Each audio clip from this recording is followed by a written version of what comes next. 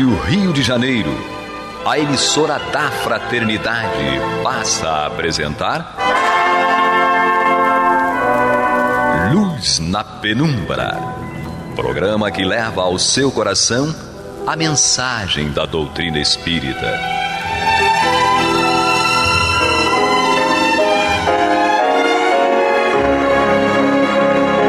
E com vocês, João Batista, para o estudo de O Livro dos Espíritos, da obra codificada por Allan Kardec. Oi, queridos ouvintes, estamos aqui juntinhos de novo para dar sequência ao estudo do Livro dos Espíritos, tradução de Evandro Noleto de Bezerra. Estamos no capítulo 12 do terceiro livro, Perfeição Moral. E hoje nós vamos entrar no capítulo das paixões, com as questões 907 e 908. E nós vamos começar quente. Hoje nós estamos com a presença do Dario Raum. Isso. Tudo bem? Tudo bem. Queridos ouvintes, estamos nós aqui de novo, né, para fazer o estudo do Livro dos Espíritos. E espero que consigamos passar a mensagem a todos vocês, tão necessitados assim como eu estou. Mas vamos passar sim. Bom, não falei, quem vos fala é a Angélica, né? Angélica Lopes. Vamos lá, vamos direto para a questão, para não perdermos tempo. Por quê? Paixões, a gente vai ter que refletir bastante, né? Então, Kardec pergunta aos espíritos na questão 907, o princípio das paixões será mal em si mesmo, embora esteja na natureza? E a resposta dos espíritos foi: não, a paixão está no excesso aliado à vontade, visto que o princípio que lhe dá origem foi posto no homem para o bem e pode levá-lo a grandes coisas. O abuso que delas se faz é que causa o mal. Aí eu tenho um comentáriozinho para fazer, né, das minhas reflexões e leituras, né? A paixão só se torna nociva quando é excessiva ou quando é dirigida para o mal, já que o princípio que lhe dá origem foi dado ao ser humano para o bem.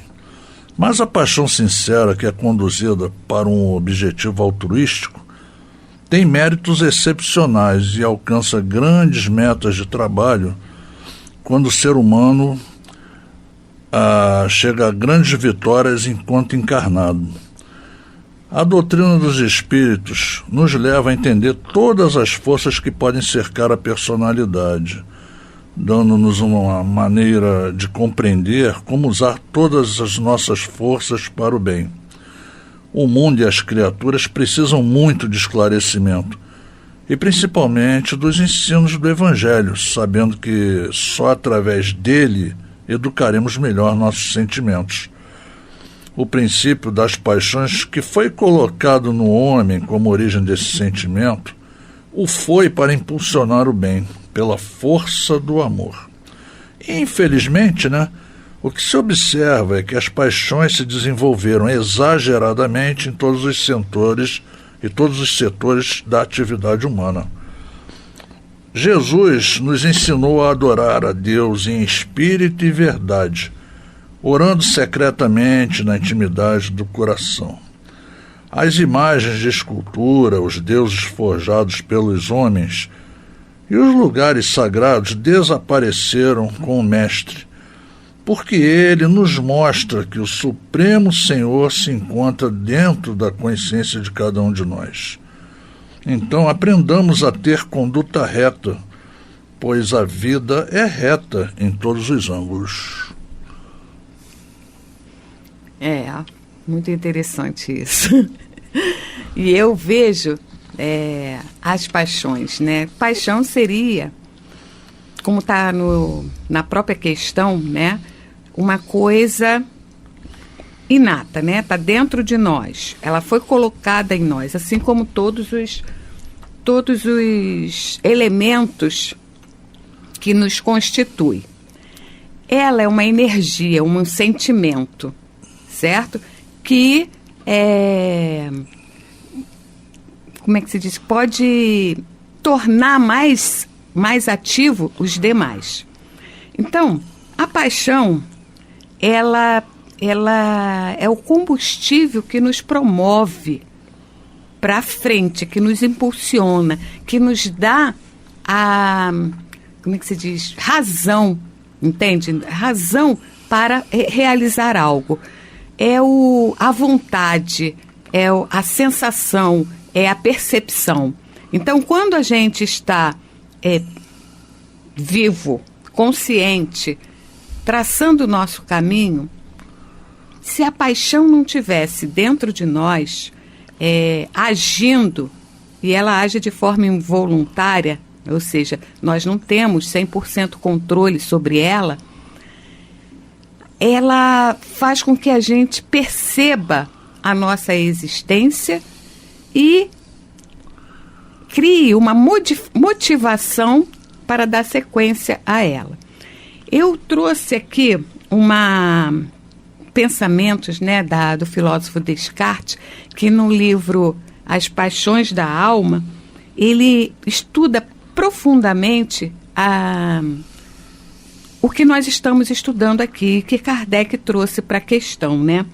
Ele fala sobre os objetivos, né, dos sentidos, né? Ou seja, alguém que escuta uma boa notícia sente alegria, vê uma criança sendo maltratada e se sente indignada, cheira fumaça e sente medo de incêndio. Então, com relação aos sentidos, você ter uma reação diante de uma ação é extremamente natural, por envolver uma defesa, por envolver um comprometimento, por envolver uma percepção.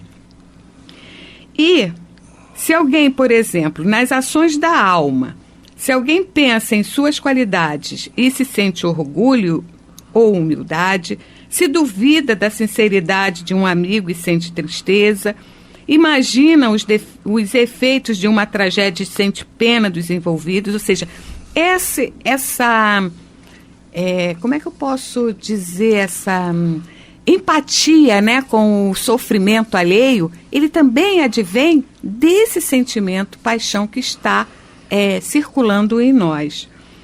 E faz parte também do nosso temperamento, o temperamento do corpo e as impressões que se encontram fortuitamente no cérebro.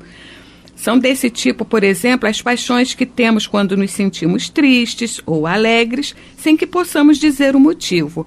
Não tem momentos em que a gente está muito triste e por quê? Por que a gente está triste, né? E isso vem, talvez, de lembranças, né, de coisas que estão circulantes no nosso cérebro, no nosso inconsciente e que a gente ainda não trouxe para a consciência. Mais à frente, a gente vai falar sobre a questão de controle, né? E, como eu disse, nós não temos absoluto controle, assim como não temos absoluto controle sobre a abertura e fechamento das pupilas, né? Mas nós podemos, de uma certa maneira, fazer com que essa questão, as pupilas se fecham, se abrem, de acordo com a exposição que nós temos em relação à luz. Mas esse é assunto para daqui a pouco, porque, por enquanto, nós estamos só tentando entender que o princípio das paixões, ele está na natureza, ou seja, na nossa natureza. Então, nós o temos como uma coisa inata, como uma coisa que é necessária para a gente.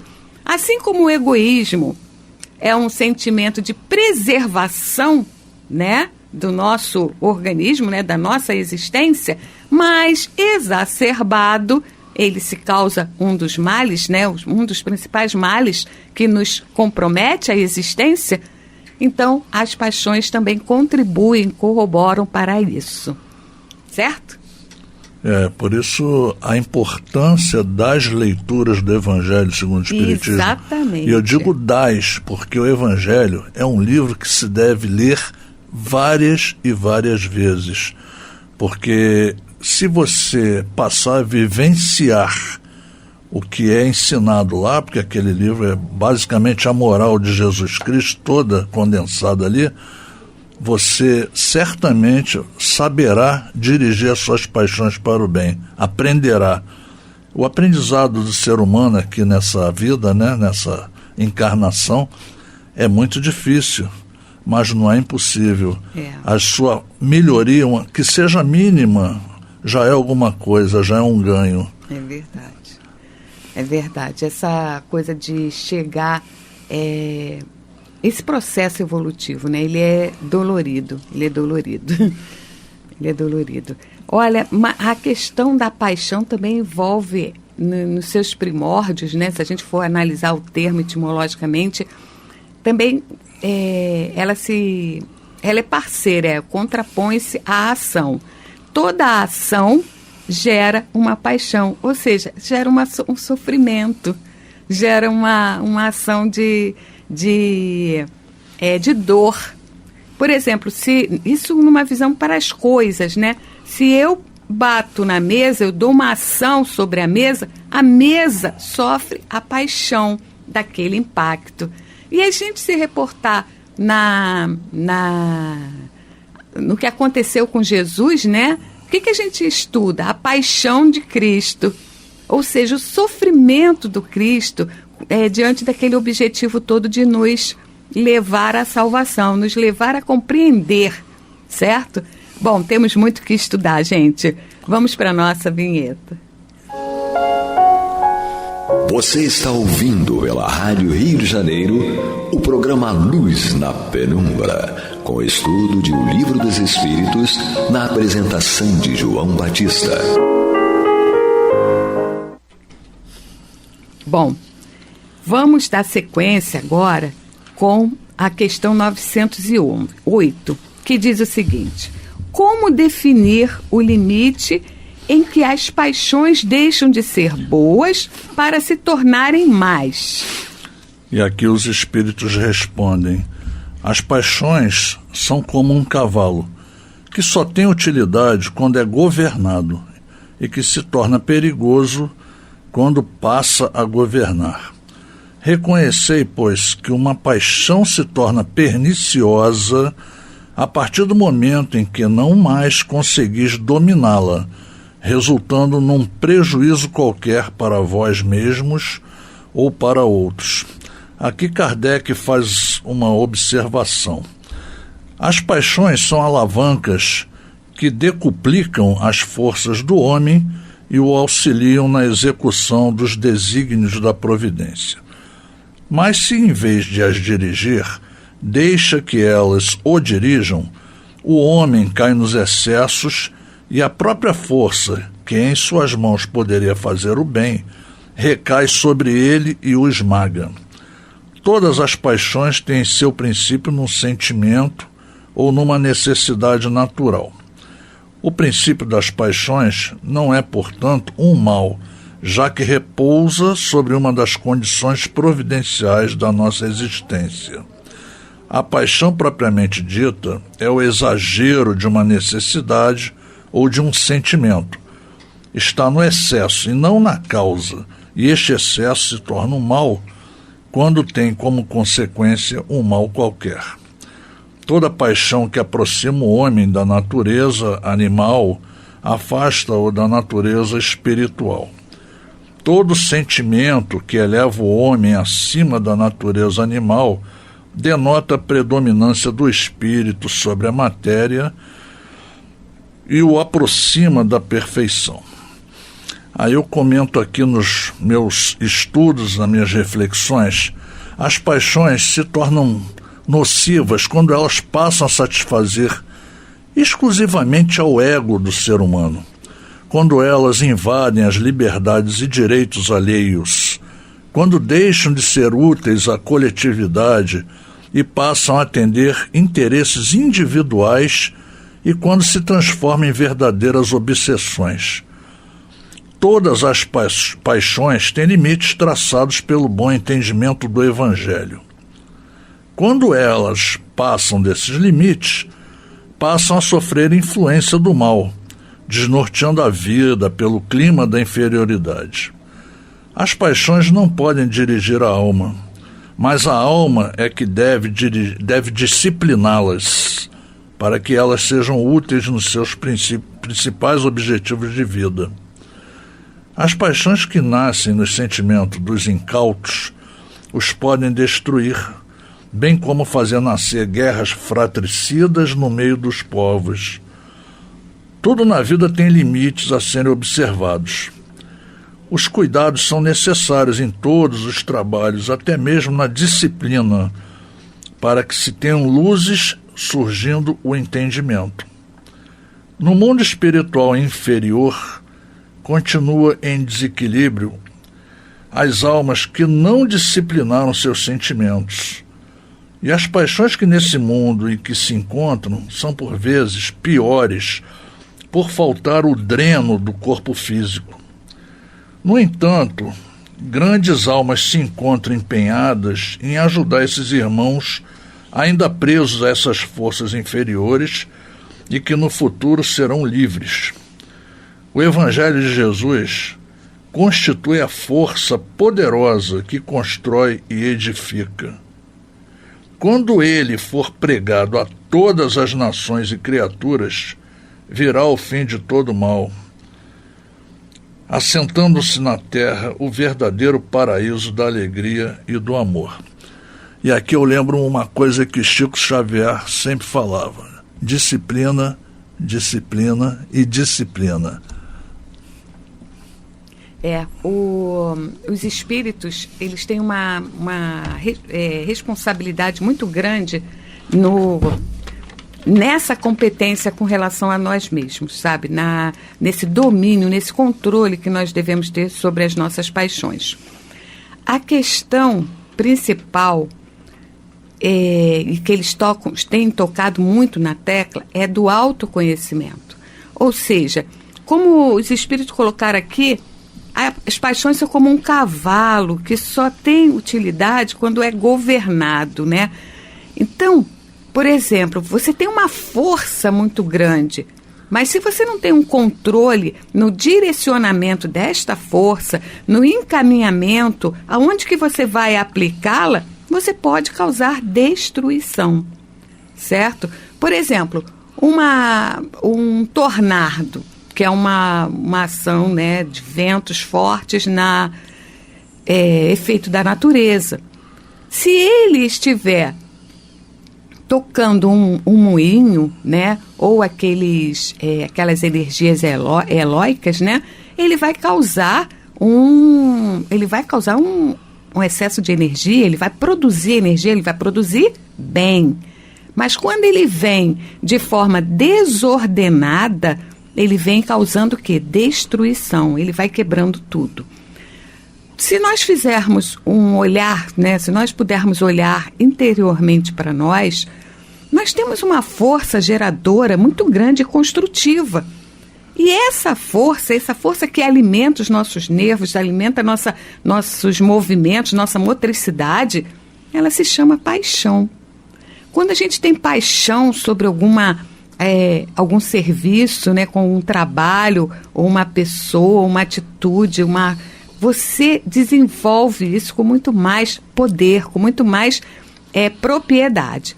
Contudo, se você não se conhece, se você não sabe identificar o limite entre o remédio e o veneno, aí você passa a transbordar. E aí deixa de usar a paixão de forma construtiva, de forma educativa, né, e de crescimento, e começa o processo de destruição. E a primeira pessoa a ser destruída com esse sentimento é o próprio ser humano, é você mesmo. Então nós temos que refletir muito em relação ao que nós estamos, qual a forma que nós estamos aproveitando, né, essa energia. E nós temos 3 aspectos principais, né, que e que está dentro desse comando. Um deles é a vontade, certo? Então, vontade também é uma questão muito forte, e nós vamos falar muito ainda sobre ela com relação ao domínio, ao controle das paixões. Tem muita gente que fala, quero, mas a vontade só está nos lábios. Eu quero muito fazer isso, eu quero parar, mas não consigo, entende? Não tem aquela força. Por quê? Porque no fundo, ela se apraz de tudo que está acontecendo, ela se realiza, ainda está no seu interior, ainda está no seu íntimo, o prazer da confusão, da desordem, entende? Então, o autoconhecimento é fundamental para que a gente tenha diretriz de como e de que maneira, de que estratégias nós vamos nos utilizar para controlar e usar de forma racional, consciente, as nossas paixões. Né? Exatamente. Muito bem. E vamos ver aqui eu tenho aqui uma questão relacionada até quem fundamenta muito esse nosso estudo, como eu já falei no início, o filósofo Descartes, né? E ele já tinha lá uma preocupação muito grande, isso em 1600 e alguma coisa. Ele já trazia para a gente essa percepção de matéria e espírito, de matéria e mente, alma, a alma como sendo algo que independesse da matéria, mas que ao mesmo tempo dirigisse a matéria. E isso é uma coisa muito importante da gente ter atenção, porque o espírito, o sentimento, a organização dele vai comandar as células do nosso corpo. A paixão, ela vai ser como um neurotransmissor que vai levar informações e determinar ações, né, movimentos. Então, por exemplo, se eu, movida pela a paixão, né, no ódio, eu exacerbo a energia do ódio e eu promovo uma destruição muito grande, tanto interiormente quanto exteriormente no ambiente. Então, eu vejo, né, com muita preocupação essa questão de nós sabermos organizar, manipular e aplicar de forma positiva e consciente esta energia a nosso favor. Então, o que nós podemos falar mais a respeito das paixões no sentido de como definir esses limites, né? Quem vai definir somos nós mesmos, como já dissemos, né?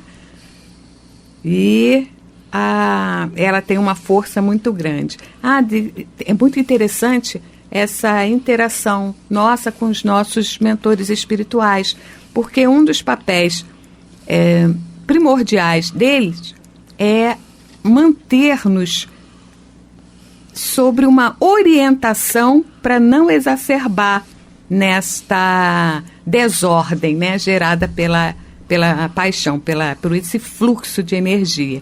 Então, eu vejo a questão como um motivo de grande reflexão, porque é uma coisa muito real e determina a forma como a gente vai reagir diante das nossas situações.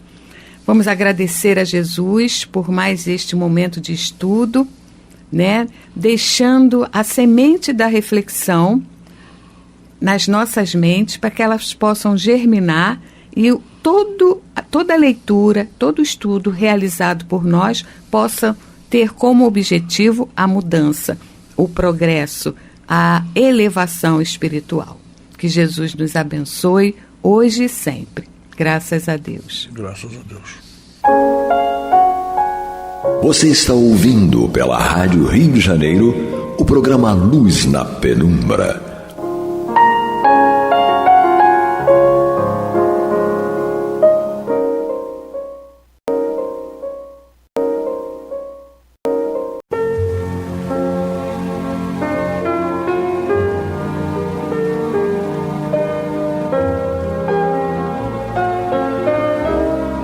A Rádio Rio de Janeiro está levando ao seu lar e ao seu coração a mensagem consoladora da doutrina espírita, através do programa Luz na Penumbra.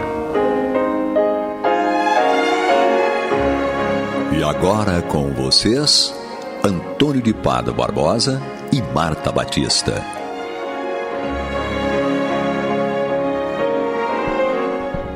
Muito boa noite, meus amigos. Estamos aqui mais uma vez dando continuidade ao programa Luz na Penumbra, no qual nós estudamos o livro Evangelho segundo o Espiritismo de Allan Kardec. Estamos aqui quase terminando o seu capítulo 15, Fora da Caridade, não há salvação. E já que o nosso tema é um tema muito importante, talvez possa ser considerado a base de todo o ensinamento do Cristo e ratificado por esse lema criado por Allan Kardec, eu vou já passar a palavra para a Marta, que participa sempre aqui conosco, abrilhantando o programa com seus comentários, com a ajuda do Cláudio na técnica. Vamos então direto aos comentários, porque tem muita coisa para ser falada aqui, né, Marta? É verdade. Olá, Antônio. Olá, amigos ouvintes. Vamos então falar sobre esse tema, né, de suma importância. Fora da caridade não há salvação, mas ele apresenta nesse item 8 e no item 9, ele apresenta aqueles que estão, que são os dois lemas que se contrapõem ao fora da caridade não há salvação, que é fora da igreja não há salvação e fora da verdade não há salvação. É evidente que ele faz uma passagem, ainda que breve, né? Porque depois no item 10 é que ele vai realmente, através da instrução dos espíritos, ele vai discorrer sobre o fora da caridade não há salvação. Mas aqui é Kardec falando.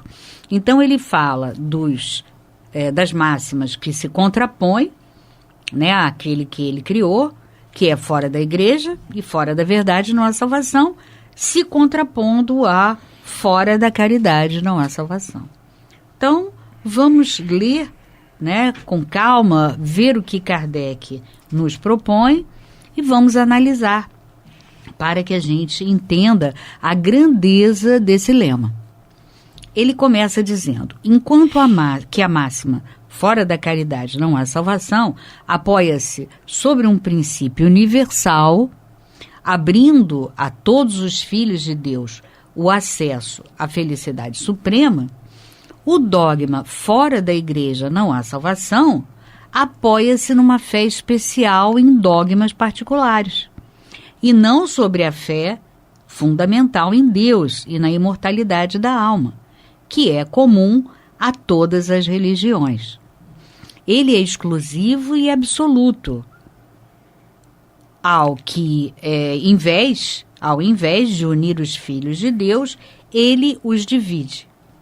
Em lugar de induzi-los ao amor por seus irmãos, ele mantém e aprova a animosidade entre os seguidores dos diferentes cultos que consideram uns aos outros como malditos na eternidade. Sejam eles parentes ou amigos neste mundo, desconhecendo a grande lei de igualdade diante do túmulo, ele os separa no cemitério. Então, a primeira coisa que a gente observa, né, é que Kardec vem mostrar para nós qual é a base desse lema, fora da caridade não há salvação. Mostrando que esse lema, ele se apoia num princípio universal. E esse princípio universal, ele abre, né, para todos os filhos de Deus um acesso aqui à felicidade, e ele também é respaldado pelo quê? Pela igualdade que justamente se opõe àqueles que seguem o lema fora da igreja não há salvação e fora da verdade não há salvação. Então, aos poucos, a gente vai entendendo que é importante, se nós continuarmos, né, com a visão que tínhamos no passado, achando que fora da nossa religião, ou fora da igreja, né, ou fora das verdades que a nossa religião preconiza, não haveria salvação, nós estaríamos vetando a participação e o direito à felicidade e o direito a justamente a uma vida de progresso, uma vida de alegria, a todos aqueles que não partilhassem da mesma opinião que a nossa opinião religiosa. Então a gente observa que é uma visão pequena, fechada, né, e que ao invés de nos conduzir a uma ideia de união, a uma ideia de fraternidade, muito ao contrário, ela produz, né, ela se alicerça numa animosidade, como Kardec usa aqui o termo, né, uma animosidade que vai nos conduzir justamente a nos vermos como inimigos, como adversários, porque, olha, a religião dele fala em reencarnação, a minha não fala. Então, ele é um maldito, porque, na verdade, a nossa verdade é perfeita. E ela, logicamente, vai dizer que não, isso tudo é mentira, isso é uma coisa mística, não existe. Ora, então a gente percebe que qualquer grupo, qualquer orientação, né, religiosa que nos conduza ao princípio contrário da fraternidade e da igualdade, no sentido de entendermos que todos somos filhos de Deus e somos irmãos, claro que esse segmento está completamente equivocado.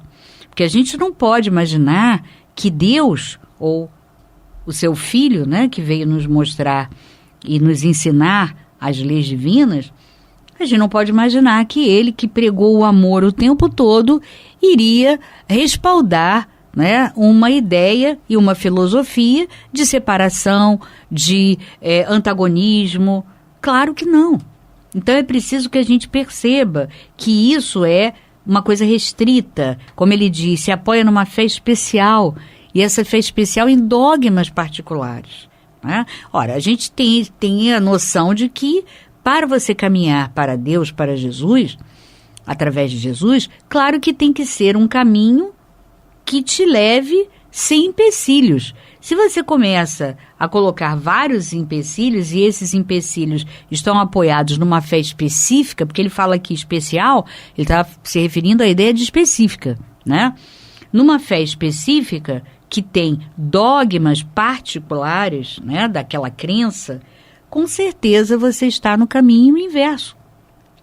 Então ele diz, a máxima fora da caridade não há salvação, é a consagração do princípio de igualdade diante de Deus e da liberdade de consciência. Olha que maravilha.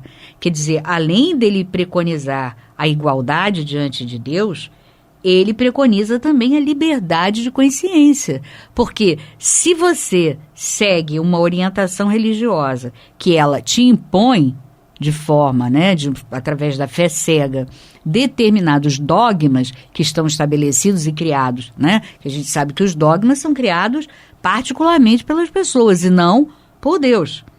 Logicamente que essa proposta não pode ser uma proposta que respeite a lei de liberdade, que no caso aqui é a liberdade de consciência. Todos nós temos que ter liberdade de pensamento e de consciência. Ninguém pode nos vetar, olha, você tem que pensar assim. Não, não existe isso, tá? A pessoa pode ter essa postura, uma postura autoritária, né, que manda você se calar diante do raciocínio, mas isso com certeza nós sabemos que Jesus veio abolir isso.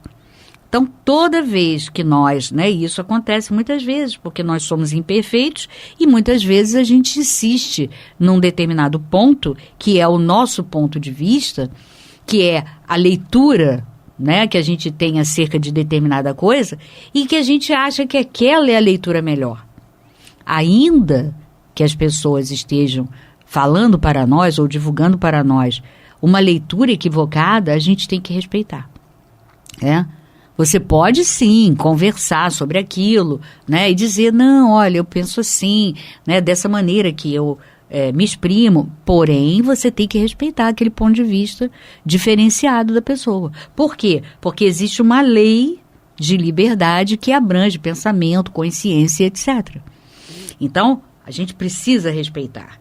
E só essa máxima fora da caridade não há salvação é que consegue dar conta dessa liberdade de consciência e desse princípio de igualdade diante de Deus. Porque se eu digo que a minha verdade e a minha igreja é a melhor, eu não estou te vendo como um irmão e nem estou te respeitando como uma consciência livre, não é verdade? Não estou. Então é preciso que a gente esteja atento. Claro que a gente pode se equivocar, não há problema nenhum, mas a gente tem que estar revendo e analisando, fazendo autoanálise constantemente, para que a gente perceba, não, acho que aqui isso está meio equivocado, né? Eu não posso caminhar nessa direção porque eu vou ferir esse princípio de igualdade diante de Deus e de liberdade de pensamento e consciência. A pessoa tem o direito de escolher a forma melhor para crer em Deus. E segue. Tendo essa máxima como regra, todos os homens são irmãos, e qualquer que seja a sua maneira de adorar o Criador, eles se dão as mãos e oram uns pelos outros. Quer dizer, olha a diferença, né? Você vê o outro como irmão, através desse lema, fora da caridade, respeitando qualquer tipo de igreja ou pensamento filosófico acerca da verdade. Respeitando, olha, é diferente da minha maneira de ser, mas se é uma boa pessoa, é uma pessoa caridosa, claro, filosoficamente eu discordo, mas eu discordo, mas respeito. Respeito a pessoa, né, no seu direito de pensar e de crer como ela achar melhor. Então isso é fundamental, isso é o respeito à pessoa. E existe aqui, na Revista Espírita de 1866, algo fantástico, né? Kardec mostra a importância desse lema, fora da caridade não há salvação, em contraponto ao fora da igreja e fora da verdade, mostrando o seguinte, encadeadamente ele mostra uma equação, né? Apresenta uma equação que a gente vai lendo encadeadamente e vai percebendo que, lógico, aquilo só pode redundar no respaldo desse axioma, fora da igreja não há salvação, né? E diferentemente dos demais. Olha o que ele nos diz, ele inicia falando aqui, é Kardec mesmo quem fala, que há duas partes no Espiritismo. Ele fala a dos fatos materiais e a das consequências morais. A primeira é necessária porque fica como prova da existência dos espíritos. E a segunda, ele diz, que dela decorre a única que pode levar à transformação da humanidade. Então, olha só, ele vai propondo elementos para essa equação, até chegar, né, num ponto que você vai entender que esse lema dá conta de tudo o que é uma proposta para que a humanidade possa se transformar e caminhar para a perfeição, com felicidade, com equilíbrio. Então ele diz, né, que só esse segundo aspecto, né, que é a parte que trata das consequências morais, é que pode te levar à transformação, ou seja, a transformação da humanidade. De que forma? Pelo melhoramento individual. E aí ele fala, o melhoramento é, pois, o objetivo essencial do Espiritismo. Ora, então, se o melhoramento é o objetivo principal da proposta espírita, se você não vê o teu irmão como um irmão, você vê como um adversário, somente porque ele tem uma forma de crer diferente da tua, com certeza alguma coisa aí está errada, né? E ele segue, para que deve tender todo espírita sério. Quer dizer, então todo espírita sério tem que partir dessa ideia de um projeto de transformação individual e de um melhoramento consequente. Se ele não tem essa proposta, não, o que importa são as minhas ideias, o que eu acho, olha, mas essas tuas ideias eu respeito, mas elas ferem o princípio da liberdade de consciência, da liberdade de pensamento e fere também a ideia de igualdade. Olha, vocês são todos irmãos perante Deus, né? Todos filhos de Deus e irmãos junto a Jesus. Ora, se você achar que a tua verdade é a perfeita e nenhuma outra verdade serve, com certeza você está ferindo esse princípio, né? Se você fala que só a tua religião fala das coisas corretas e dá conta de tudo que nós devemos aprender pelo aspecto espiritual, você também está segregando os demais e já está negando que ele seja um filho de Deus. Então, é como ele diz aqui, você vê, observa, percebe a equação, né, matemática aqui, e ele segue. É para ele que deve tender todo espírita sério. Tendo deduzido essas consequências das instruções dos espíritos, definimos os deveres que impõe esta crença. O primeiro escrevemos na bandeira do espiritismo: fora da caridade não há salvação. Máxima aclamada em seu aparecimento como o sol do futuro, que em breve fez a volta do mundo, tornando-se a palavra de ligação de todos quantos veem no espiritismo algo mais que um fato universal, como uma garantia de segurança nas relações sociais. Olha, você não pode ter uma garantia de segurança nas leis sociais se você não respeitar o teu próximo. Se você não respeitar as ideias que ele tem, não respeitar as crenças que ele tem e o direito que ele tem de pensar daquela maneira. Não é verdade? E ele segue. Por toda parte, foi acolhida como símbolo da fraternidade universal, como uma garantia de segurança nas relações sociais, como a aurora de uma nova era, onde devem extinguir-se os ódios, as dissensões. Ora, se eu acho que a religião daquele amigo ou daquela amiga, né, não é a melhor, eu já estou criando uma dissensão ali. Você pode sim, olha, eu penso filosoficamente um pouco diferente. Puxa, mas que legal que você crê em Deus, que você tem um projeto de transformação individual, que ótimo. Essa é a postura, né? E não você começar com dissensões e divisões. Então ele diz que é a aurora de uma nova era onde tem que se extinguir os ódios e essas dissensões. Compreende-se tão bem a sua importância que já se lhe colhem os frutos. Entre os que a tornaram uma regra de conduta, reinam a simpatia e a confiança que fazem o encanto da vida social. Então, observamos que você não pode, né, dizer que você caminha para um movimento, né, em que você defende a paz, que você defende a fraternidade, se você interiormente está sempre em luta com outras pessoas que pensam de forma diferente, né? E criando e gerando dentro de você, vai fomentando com essas dissensões, gradativamente o ódio vai aparecer. É inevitável. Então ele termina aqui. Com o dogma fora da igreja não há salvação, eles se amaldiçoam. Eu estou voltando ao texto de Kardec no Evangelho. Se perseguem e vivem como inimigos. O pai não ora pelo filho, nem o filho pelo pai, nem o amigo pelo amigo. Eles se julgam reciprocamente condenados para sempre. Esse dogma da igreja é, portanto, essencialmente contrário aos ensinamentos do Cristo e à lei evangélica, né? Imagina em que Jesus, o lema dele era amor, a família era a célula máter, através da qual nós vamos evoluindo, construindo um amor verdadeiro e as simpatias espirituais que vão ser justamente os nossos defensores no futuro, né?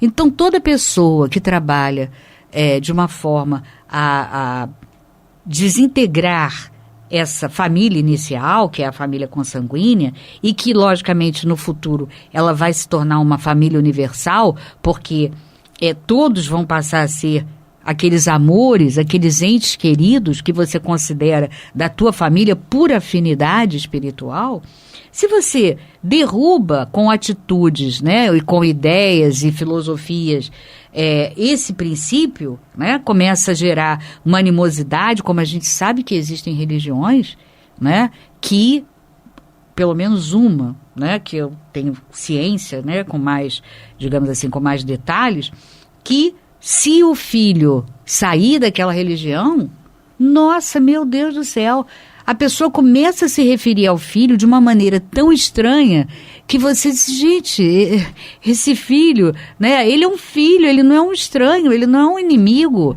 mas a pessoa fala como se aquele filho fosse um inimigo, porque ele saiu daquela religião que você crê como sendo a melhor, né, que tem as verdades mais perfeitas.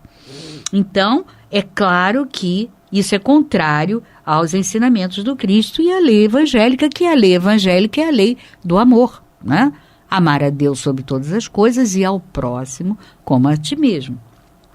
E ele segue dizendo, fora da verdade não há salvação, seria equivalente a fora da igreja não há salvação. E também seria exclusivista, visto que não existe uma única seita que não pretenda possuir o privilégio da verdade. E ele fala uma coisa muito interessante. Qual homem pode envaidecer-se de possuí-la inteiramente, enquanto os conhecimentos vão crescendo sem cessar à sua volta? Então, como você pode dizer, olha, a minha verdade é perfeita, absoluta, incrível? Não, porque os conhecimentos estão crescendo sem cessar, como ele diz aqui. E as ideias se modificando a cada dia, com descobertas, né, científicas, enfim. Então, como você pode afirmar, né, e desconsiderando o progresso, que a sua verdade é perfeita, absoluta e é a melhor? A verdade absoluta só é partilhada pelos espíritos de ordem mais elevada. E a humanidade terrestre não poderia ter a pretensão de possuí-la. Olha, existe... Eu não sei de cabeça qual é a referência, mas existe, Kardec fala que os espíritos, os únicos, as mensagens, né, únicas de espíritos que você não precisa questionar, porque elas são perfeitas, são as dos espíritos puros. Um espírito sendo superior, e olha, muitas vezes você encontra pessoas no movimento espírita falando de superioridade em espíritos que ainda são da mesma ordem que nós, terceira ordem. Mas eles não são sequer superiores. E essas pessoas acham que você não pode questionar aquilo que eles estão falando, se eles ainda são espíritos de terceira ordem. Queridos amigos, vamos pensar sobre isso. Quando ele diz que a verdade partilhada absoluta só pode ser partilhada por espíritos de ordem mais elevada, ele está falando dos espíritos puros. Ele só não se referiu a isso explicitamente para a gente não ficar desanimado, né? Porque senão a gente, meu Deus, até chegar lá vai ser difícil. Então ele está nos dando, né, um ânimo, ele nos está dando uma injeção de ânimo. E ele diz, porquanto não lhe é permitido saber tudo, ela só pode aspirar a uma verdade relativa e proporcional ao seu adiantamento. Se Deus fizesse da posse da verdade absoluta a condição expressa para a felicidade futura, isso seria um decreto de exclusão geral, enquanto que a caridade, mesmo em sua acepção mais abrangente, pode ser praticada por todos. Olha que maravilha! Quer dizer, só nesse axioma é que você pode encontrar realmente o caminho, né, pelo qual você vai encontrar essa felicidade e essa evolução que tanto nós aspiramos para chegarmos, né, a um estado de alegria e de paz interior. O Espiritismo, de acordo com o Evangelho, admitindo que se pode ser salvo, qualquer que seja a nossa crença, desde que se observe a lei de Deus, não afirma, fora do Espiritismo não há salvação. E como não pretende ensinar ainda toda a verdade, também não diz, fora da verdade não há salvação. Palavras que dividiram em lugar de unir e perpetuariam o antagonismo, que é essa luta religiosa que a gente vê há milênios, né? E eu me lembro que o Chico fala algo muito interessante, ele diz assim, Se o lema do Espiritismo fosse fora da minha igreja ou fora da minha verdade, nossa salvação, eu jamais teria caminhado para o Espiritismo. Mas o nosso tempo já está esgotado e no programa seguinte também ainda vai se tratar disso, que é uma mensagem de Paulo Apóstolo sobre o tema da caridade e a salvação. Mas ficamos para o próximo programa então, amigos. Até lá, muita paz a todos. Até lá e muita paz.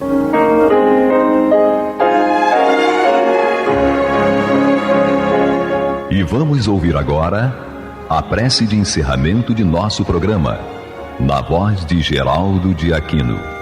Jesus, dá-nos coragem para a luta, piedade para os insultos e misericórdia para as injustiças e ingratidões. Limpa nossa alma de inveja e ambições mesquinhas, de ódio e de vingança o nosso caminho. Que assim seja.